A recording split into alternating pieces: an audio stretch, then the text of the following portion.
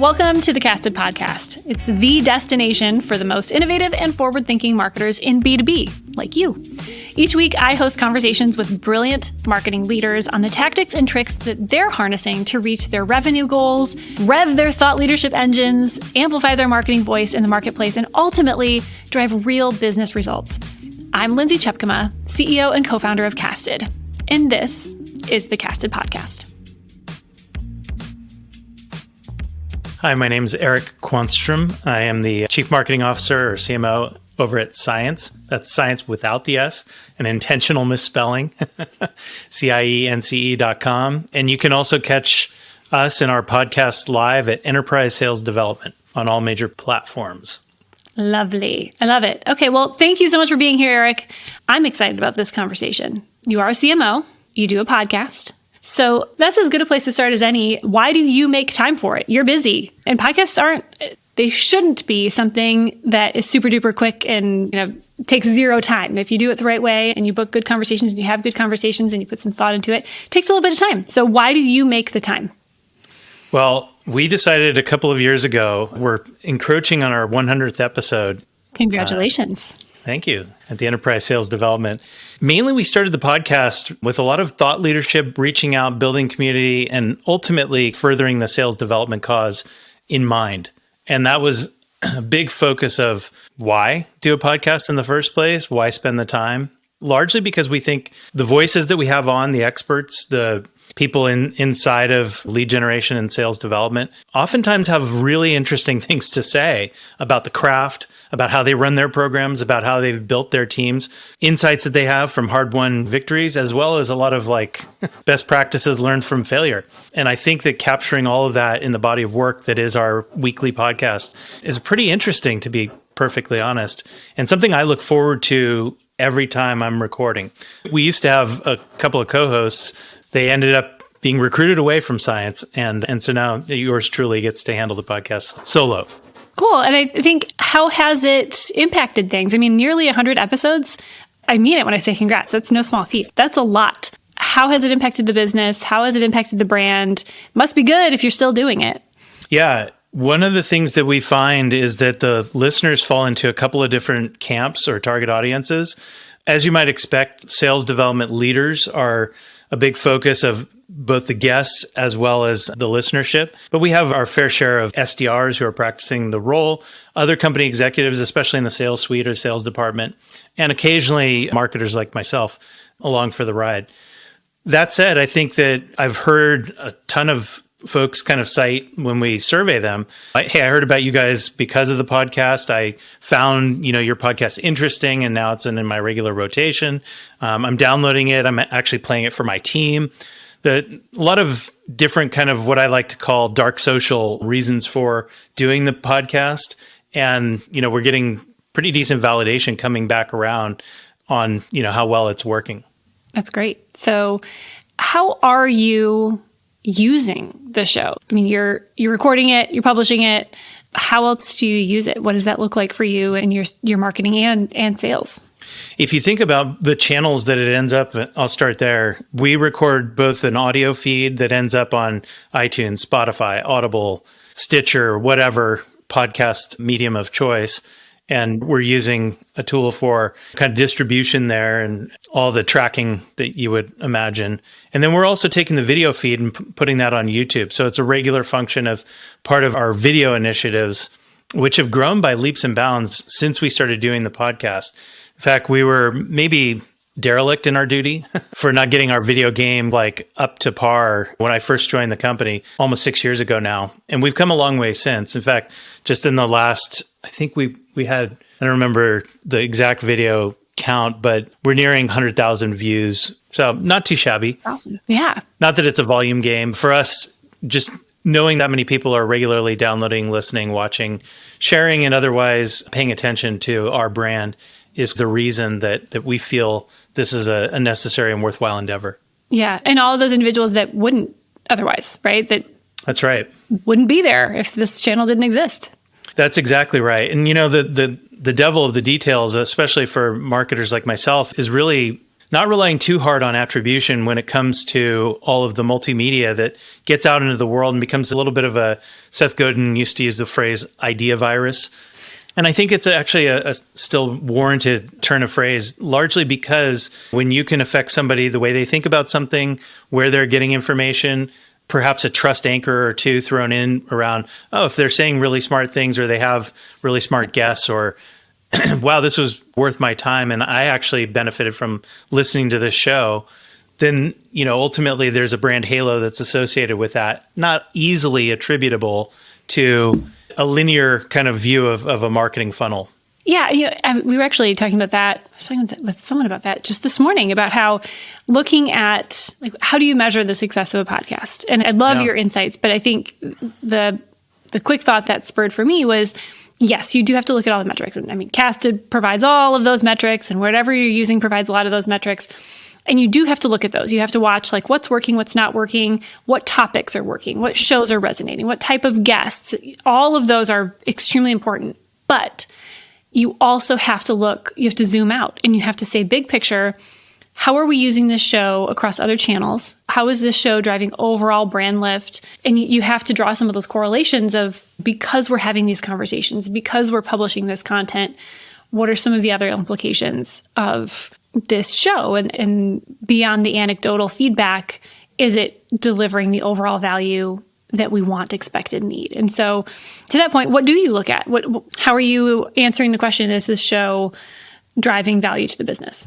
Yeah, my favorite metric, to trap it down, and number one on our correlation metrics, if you will, is direct traffic to our website.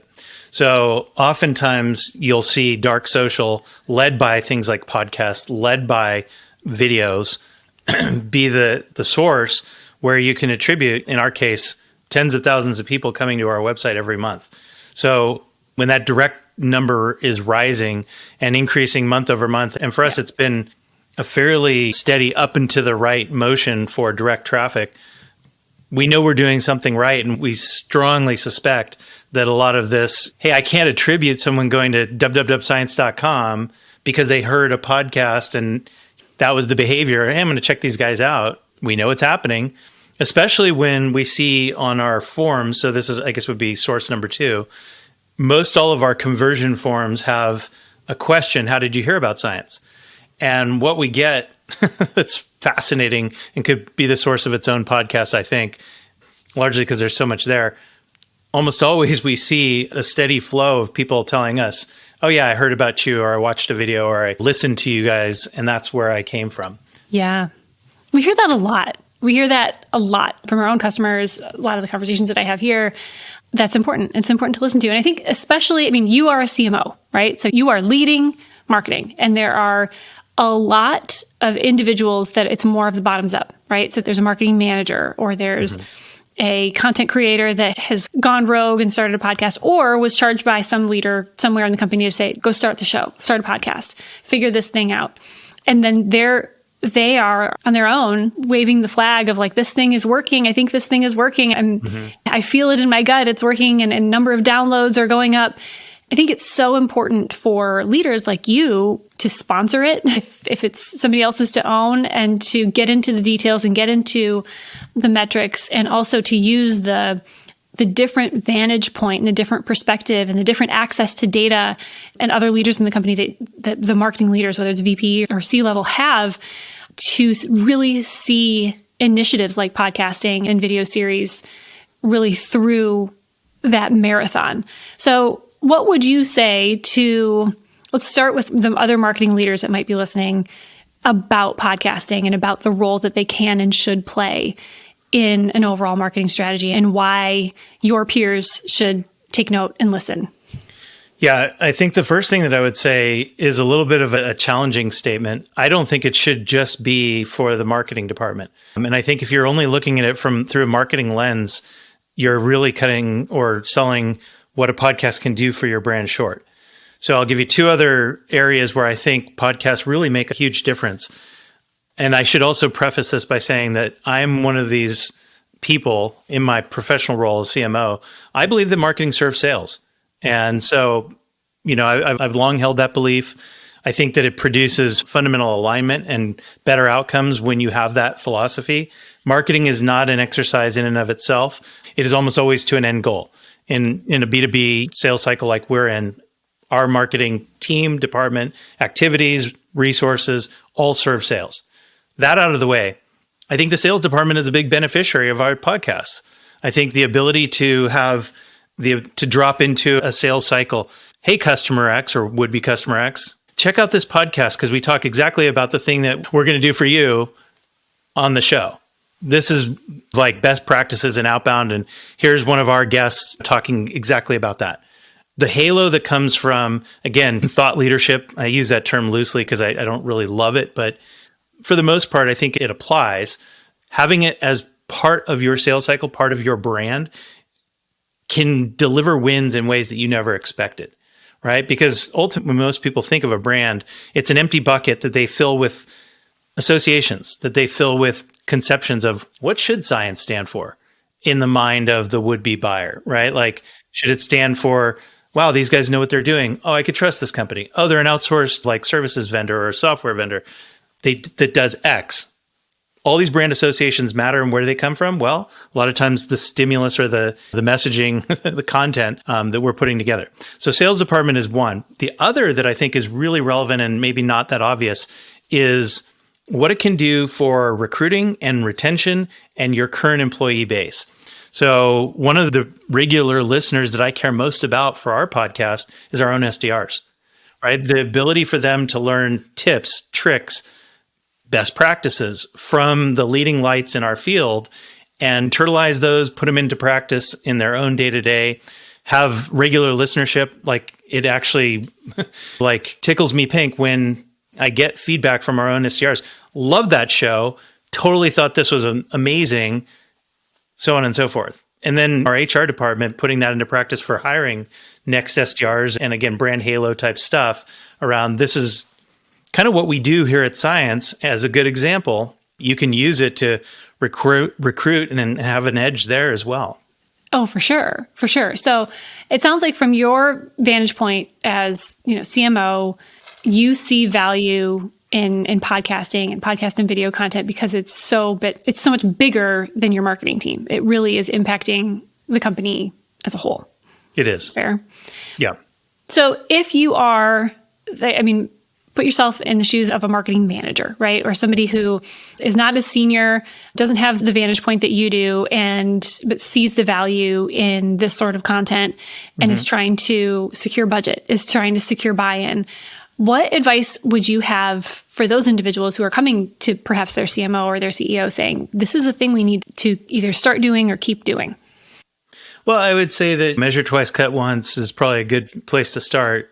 Thinking about starting a podcast, I don't know, the major podcast sites are filled with a bunch of one and dones, people that started a podcast and then couldn't sustain it. And I don't know that kind of effort, if you got really excited about it and then began it and then that excitement waned and you gave it up or abandoned it, would be, I think, a waste of time and wouldn't show any ROI. I think that there is a certain amount of sustainability that has to go into any decision-making process from the managerial level up to defend the choice to allocate resources here. That said, podcasts are not terribly expensive to produce. They're not terribly, how can I say this? There's millions of podcasts in the world today. The barrier to entry is not that high. So I would also advise the marketing teams that are thinking about creating a podcast is like, hey, this is yet another marketing exercise that you should be thinking as much about promotion, as much about like where those podcasts will end up, what channels they're on, how people might consume them, the basics of marketing as part of not just getting the podcast done, but then moving it forward and letting it work for you to help people be exposed to your brand. And then that would be the last place that I would end up as part of the strategy of podcasts. A podcast is a public face to your brand, or public voice. It's probably a better way of putting it. Therefore, there's deliberate choice that should go into every podcast.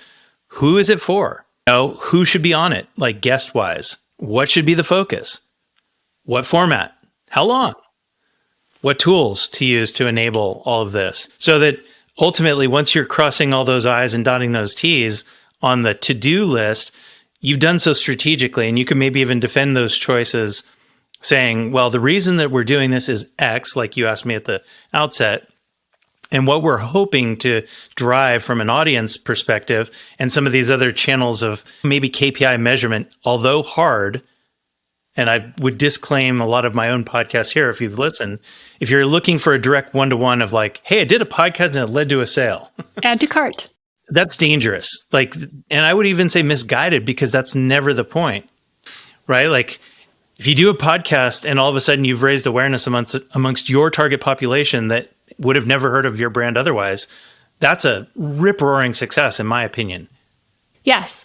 So I think that's like underlined, italicized, and bold from your role as a CMO doing podcasts, because that ties it all together. It's, and I know, like, leading teams and leading business, like, you have to drive results. Like, you have to, there are the KPIs, but understanding that things like podcasting help make that happen. They are not the final conversion that ultimately closes the deal, usually, sometimes.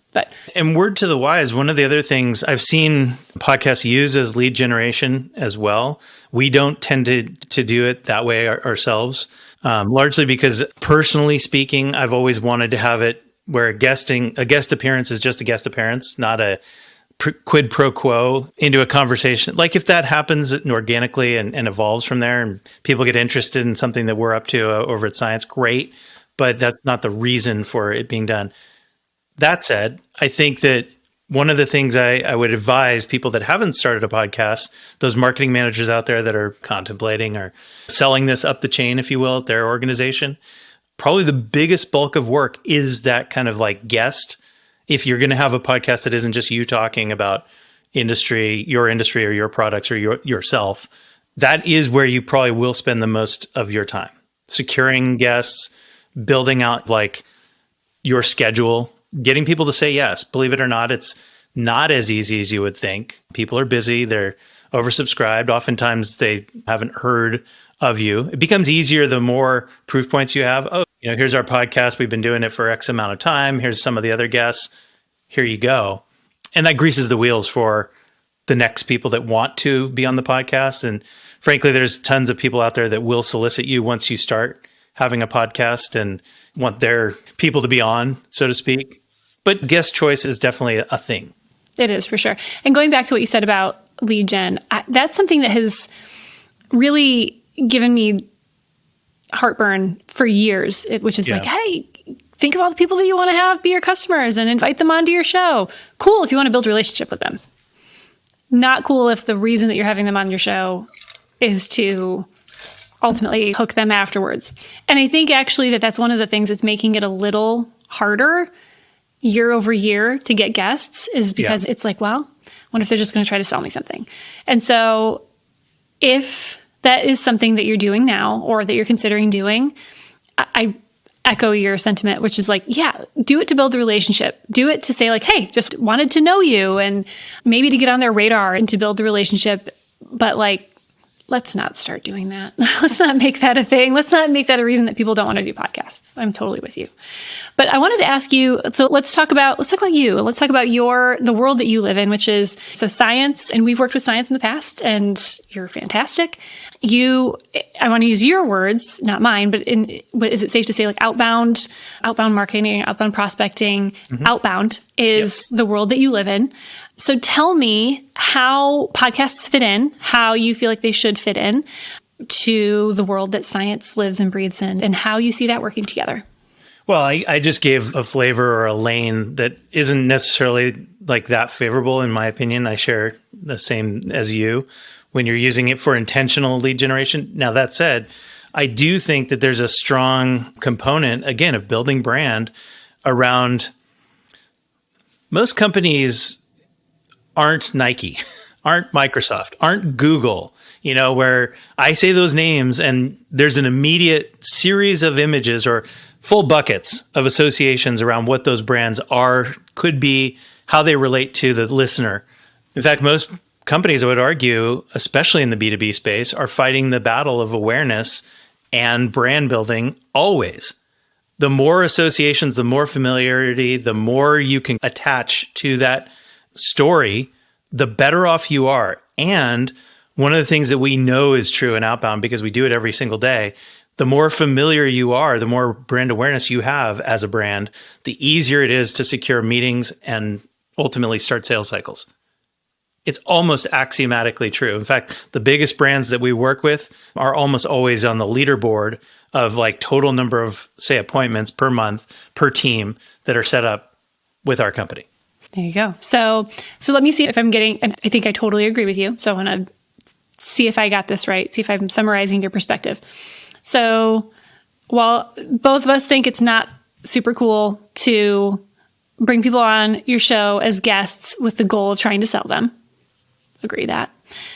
Podcasts are an incredibly powerful tool for raising brand awareness, to, sure, building relationships with your guests, and ultimately equipping your sales team, people who are doing outbound, with more awareness of who your brand is, so that as they're doing that outreach, people are more familiar with who your brand is and more likely to take that call, more likely to take that meeting, and also perhaps lead to more inbound where people are understanding who you are, seeing your content, wanting to learn more about you. You think that's where this sits? And is that where it sits in your strategy as well? Yeah, I think so. And I'll even give one other kind of when it applies, maybe in an exception case, but you can use podcasts in reverse. What do I mean by that? If you really want to understand the personas that you sell to, a podcast is a damn good way of getting a half hour or 45 minutes of what would otherwise be super busy, overscheduled people that wouldn't give you the time of day. Frankly, vanity plays a role, ego plays a role. Podcast guesting is a thing. And if you use your podcast to figure out like, what are these personas all about? That can be really effective. And then taking those learnings directly over to your outbound team and saying, hey, pretend for a moment that we're targeting CISOs and we have a cybersecurity solution, right? Like if I really want to learn how a CISO thinks through cybersecurity at their organization, having he or she on a podcast, walking me through, not in detail because they would never break NDAs and give away the goods, but like you would get this really rich, vibrant treatment of how those personas think. And so using podcasts in reverse is a very sustainable strategy, in my opinion. I agree. I totally agree. I learn a lot from our guests, and I think that we're able to, anytime you're able to get directly into the brain of your audience and people your audience cares about, that makes it easier. And for the marketing team and the people who are doing outbound, it equips those individuals with a way to be more of a conduit, think more journalistically, as opposed to having to step into the seat of the expert and try to pretend that you already know all of the things. Instead, you can point to the person who does, which lightens the load as well. Well, and if you truly are deliberate, and that's the word I would literally lean into and emphasize, if you're deliberate about that kind of a strategy, it should find its way out to all of your other marketing communications. The way in which brand yourself or use messaging to the personas that you're getting to know inside and out. Because we can all argue that I think different departments have different types of people and different kind of personality types inhabiting them. From CIENCE ourselves, we have three predominant personas, if you will. Chief amongst them is the sales leader and often the marketing leader, which is our third. Rarely see the world through the same lenses, is what it is. It's very true. Yeah. Okay. So I think we both agree that podcasts are pretty great. They're a vital part of a marketing strategy today. I want to talk about some of the nuances of that today. So we are in the midst of some interesting economic times. Call it a recession, right. Call it a downturn, call it a rainy day. Yeah. Marketers especially are feeling this, both in their budgets, in their teams, and the resources that they have available, so that they have less to work with. And because of the economic climate, they're oftentimes being asked, right along with sales, to deliver more, or at least the same amount with less. And so tell me what you've seen there in your shoes. I know you're serving that market as well. What are you seeing? And then again, how do podcasts, how does video content, how do conversations like these possibly help today? Yeah, I mean, commenting on the macro, and we're recording this at the start of May in 2023, which is probably the most uneven economy that I've ever seen, right? Like most people that work in tech and, we're a software and services company, so I consider us a tech company. And we've served a ton of like tech clients over the years. And currently it's a decent portion of our client base. At any rate, there's no one in tech that I ever talk to these days that doesn't feel like we're already in a recession, but no one in the macro economy is calling it that. So like, they keep saying in the coming recession, I'm like, it's already here. Yeah, and it has been here a while. I mean, I would argue we've been in it for basically a year. And one of the biggest indicators for me too is watching what used to be a foundational cohort of our buyers, the venture-backed startup or the venture-backed Series C, D, E company, just not evaporating, but like literally missing in action on the landscape in the same numbers they used to, especially if you juxtapose like probably the high watermark, which is 2021, up against 22 and 23 thus far. We've just gone back to a way different environment, a way different world. And those players are just not in the game at the same levels. Yeah, it's wild. It's hard to explain to anyone not in it how extreme the today is from 2 years ago. 2 years ago at this very moment. It's wild. At the same time, the interesting counterpoint to all of this is, especially with marketing departments, no different than others, more with less, recessionary playbook, we are living through a time that scares the crap out of a lot of people, but also offers the benefit of like, hey, AI tools now are a great mitigator for doing exactly that, more with less. And at our company, at CIENCE, we've invested heavily in both building out our own kind of LLMs and AI tools and leveraging best of breed tools across the board, like literally every employee in our company type of stuff. It hasn't been a kind of like, well, if you want to use this AI tool, no, it's like you are using it and it's mandatory now. Wow, that's incredible. Okay, so I guess a good place to land this conversation is those three things. So AI, economy, and kind of rich, very human conversational content like this. Yeah. Taking those three things into mind, tell me a little bit about what you see coming over the next, I don't know, however long your crystal ball, however far out it can see. How do you think those three elements come into play? And what do you think we should be watching for and taking note of? Well, in the long term, I think all these trends play themselves out. So if you think about what AI tools are really good at, and especially the way that a lot of people are deploying them in the business sphere right now, with having a personal assistant that's potentially smarter than you, able of pattern matching at a level that human brain can't do, has already studied 175 billion parameters. Like if you're talking about OpenAI's GPT-4, in a sense, like those trends are going to only exacerbate, if not grow exponentially. So it's, in my opinion, a fool who thinks that they will be able to not leverage those tools successfully in the future, even more so than you're doing today. So becoming conversant at whether you call it prompt engineering or understanding kind of like how the tools work, where they can be applied, hint, hint, it's almost every activity in the marketing suite, means that you should be on board and you should be investing in learning those new skills. Like, hell, I'm saying that as a CMO who arguably mid-career and is rolling up his sleeves every single day and using the tools himself with just about every activity that I can. That said, because we're on a podcasting show about podcasts, I actually think that I have a strong suspicion that the trend line of human activity like this, two humans conversing, only becomes more important in the future, able to be indexed on like in a much greater way. And I see that trend line also being, I don't know if it can get exponential because there's not a 25th hour in the day, but what I do think is that more and more when we need to apply a human face to a brand, as we've been talking about, or an audio sound to a brand that comes in the form of a podcast, this becomes much more of a need to have mandatory effort type of scenario than nice to have. What's that podcasting thing? Why are you doing that? Type of philosophy. I agree. And I think you can be afraid of what's coming, and that's economically, that's technologically speaking, or you can embrace it. And then, like you said, learning, getting into it every day and saying how this is coming, this is happening, can happen to me or it can happen with me. And embracing the possibility that it can allow us to be more human by taking some of the things away, that the economy is forcing us to choose the things that are most important. And that means a lot of stuff. Yeah. And technology is forcing us to, or is empowering us to think about the things that only we uniquely as humans at this point in time can do. It's a pretty cool time. It can be scary or it can be really awesome. So here we go, right?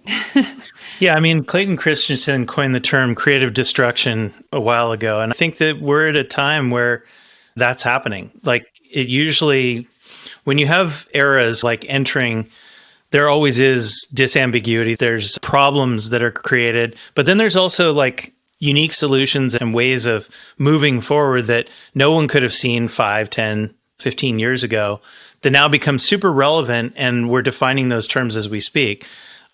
I like to think of it in terms of big shifts, and I've business-wise or career-wise, I've gone through a few of them already. So the first one was the commercialization of the internet, which changed a lot about the way that everyone did anything. It also created the reality for marketers that the public website that you have is your face to the world, come hell or high water. I remember a day where that wasn't the case, right? Like where businesses didn't have a website or a meaningful face to the world, so to speak. I would add to that the cloud computing revolution and the mobile revolution as the two other kind of like very big disjointive events. And from a marketing perspective, the ability to do everything in mobile or have a mobile answer for any marketing activity, hugely both additive and somewhat like chaotic. Same with cloud. I remember, again, dates self badly here, but I remember a day where all software was sold for a huge license with 18% annual maintenance. And that was the name of the game, right? So now I don't even know that I've seen a software quote like that in the last 5 years plus. Yeah. Does anyone do business like that? I don't know. But I remember the first CRM at a company that I worked for that was cloud-based, and how everybody was freaked out. Like, why would we put all this information in this that doesn't sit in a server in this office? Right. And here we are. So yeah, it's interesting. And it feels like this one is happening fast, faster than any other in my life, which makes sense because technology just keeps moving fast. And it's going to be a really interesting, especially for marketing and for MarTech and for the space that we live in. It's going to be interesting, like a couple of months. Yeah. It's happening fast.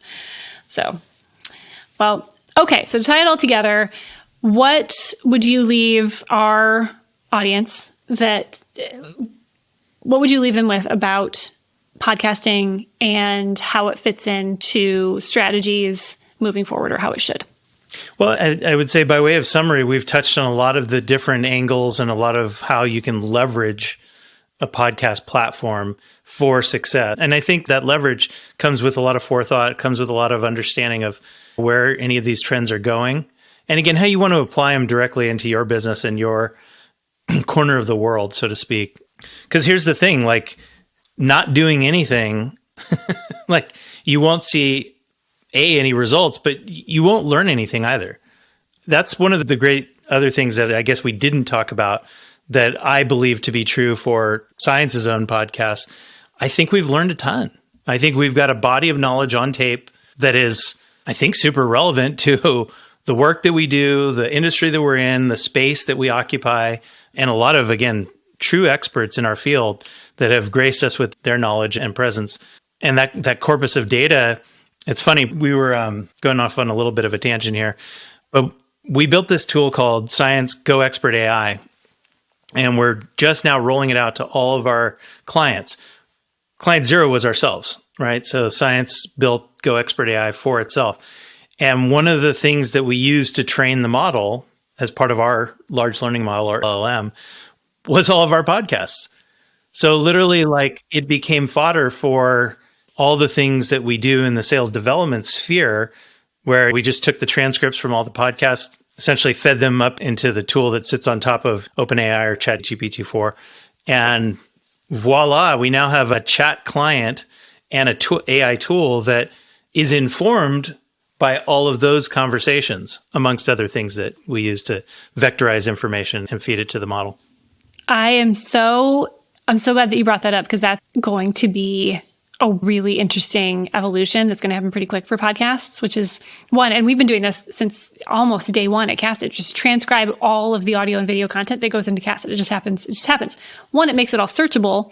And two, it makes things like AI a lot more applicable and powerful to your podcast and video content, because now you have the ability to put it all into a pool from which machines can learn from, and therefore your team and your audience can leverage. So I'm glad that you brought that up, if that's really exciting. It's really interesting too, because and you can see an example of this at goai.science.com. And you go there and it's basically your familiar chat box, but you ask it any question about science and it'll give you arguably a really damn good answer. Like sales approved, marketing approved. We've been trying to stump it for a while and it's super on point. The beautiful thing is that it came from your own original content. There was nobody in the background being like, here's the answer to this question. It wasn't some poor marketing manager trying to come up with answers on their own. It's being fed by hours and hours and hours of really rich conversations that you would love for people to leverage, and machines too. So that's a really great takeaway. I like it. Well, okay. Well, with that, let's wrap it up by telling everybody where they can find your show and other content that you want to share. And we'll let you get on with your day. Yeah. So if you're interested, I don't know how much overlap your audience and our audience might have, but Enterprise Sales Development is the name of the show that CIENCE produces. And again, we release every Wednesday, so you can check that out. Again, your podcast platform of choice, Enterprise Sales Development. And then, of course, our business address is science.com, science without the S. Awesome. Well, Eric, thank you so much for being here. Thank you for your breadth of insights on all things, not just podcasting, but B2B marketing and sales and outreach and all kinds of good stuff. Thank you for sharing it. And thanks for being here. Lindsay, my pleasure. Thanks. Hey, that's our show. Thanks for joining in. I'm Lindsay Chepkema, and you can find me on Twitter at CastedLindsay and on LinkedIn. You know the drill. If you like this show, you'll like our other episodes too. So consider subscribing, sharing with others, and maybe even leaving a review on your podcast platform of choice. And if you're ready to harness the power of podcasting for your brand strategy, make sure that you click the link in our show notes to subscribe to the Casted newsletter and to all of our shows. You can also go to casted.us for the latest content from our team of experts to yours. Until next time.